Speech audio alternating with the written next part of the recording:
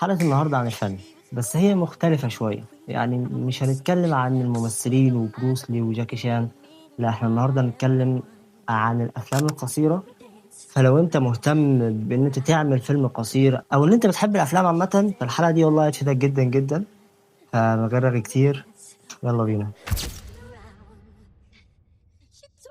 ايه الاخبار يا شباب؟ معكم مصطفى. بقالي كتير والله مقصر معاكم ومش بصور كتير، حتى الافكار بتاعت الفيديوهات انا ما بقيتش اجيب افكار بقى مختلفه وطريقه مونتاج وحركات، عشان الايام دي انا مركز في صناعه الافلام اكتر. ان انا عملت فيلمين، فيلم ادم وفيلم صاحب المغامره، وجاي النهارده اقول تجربتي من الفيلمين دول. بحب اشكر كيرو عشان بيصورني النهارده، شكر خاص. انا عمري ما كنت بعرف امثل، مدرسة الفنون قالت لي في وشي: مصطفى انت ما بتعرفش تمثل ولا تغني. حسيت ان انا اتكسرت، فاهم؟ ممكن انت تعمل فيلم قصير وتتعب فيه قوي ويطلع حلو، بس محدش يقدر ده. مثلا زي ليوناردو دي كابريو، قعد سنين طويله جدا وما خدش الاوسكار، كانوا بيعايروه بده ان هو ما خدش الاوسكار. حاجه كده عامله زي ميسي وكاس العالم، فاهم؟ ميسي اخد كاس العالم، دي كابريو خد الاوسكار. كل ده حصل وانا لسه ما وصلتش 1000 مشترك. يعني تخيل يا اخي، تعمل لايك سبسكرايب، مش كده؟ واول حاجه كده، بسم الله الرحمن الرحيم، يلا بقى نعمل فيلم قصير. لازم تركز على القصه، بدايه ووسط ونهايه، ويكون في مشكله والبطل يحاول يحل المشكله دي، وفي اخر الفيلم انا اخد عبره او اكتسب حاجه او اخد نصيحه، اخد مشاعر من الفيلم. فهنا لازم تركز على القصه كويس قوي.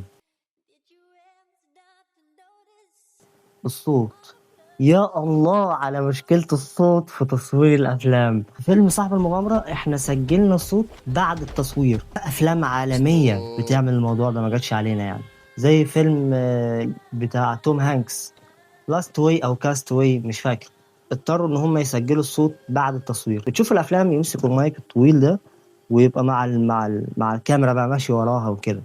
ولكن المشكلة إن لو جه صوت موتوسيكل أو عربية او طياره او صاروخ، لا مش صاروخ اللي هو لا صاروخ صاروخ دي بتبوظ المشهد وبتعيد تاني. هو ده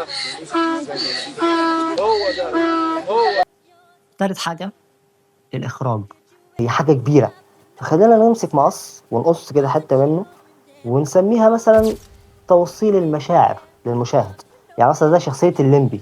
شخصية الليمبي في اللي بالي بالك هو بلطجي وهو يثبت الناس ودايما مش مركز نعم.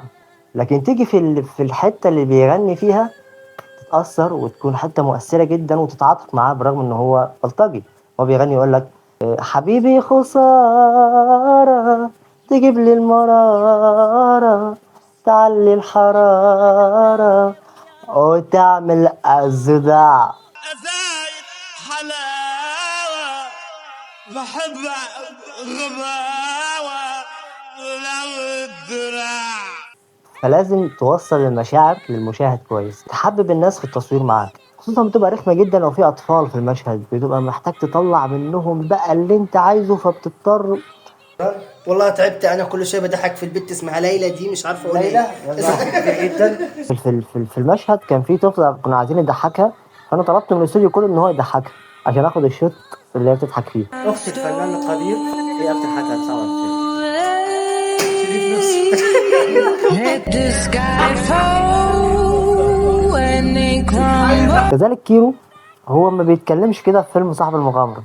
هو بيتكلم يقول لك على فكرة غلط يا صاحبي اللي انت عملته ده، ومش تقدير، خلي بالك. انت تتكلم كده صح؟ لا الصغير ده سيبولي انا، وانت ما تجاوب، وانت عليك بس بالكبير وانت ما تجاوب البعض. بس تبص عليه في فيلم، هو أول مرة يعملوا كده. يعني مش قوي، بس في الحقيقة لا.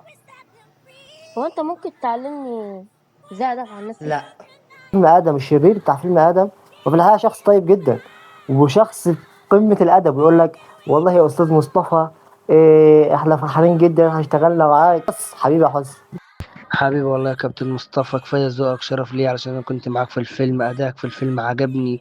أنت كمان كان ليك دور كبير في إن الفيلم يطلع حلو. وما تكرههمش فيك، بلاش تزعق، بلاش عصبية، بلاش كات أكشن عيد. فبالنسبة للأكشن بقى، الضرب وكده، فده محتاج حلقة كاملة عنه. بس كده كان معاكم مصطفى صاحب المغامرة. آسف على الوضعية الزفت اللي أنا نايم فيها دي، بس ده أسرع فيديو ممكن أعمله في حياتي. فما تنساش تعمل لايك ومتابعة، محتاجينه جدا جدا، لايك بيدعم جدا جدا. وأشوفكم الفيديو الجاي. أنا بغرق ولا إيه؟ سلام. في حاجة غريبة، أنا بغرق ولا إيه؟ أنا حاسس إن أنا بغرق، أنا بغرق يا الله يا زمانة، شوفي لي غطاس.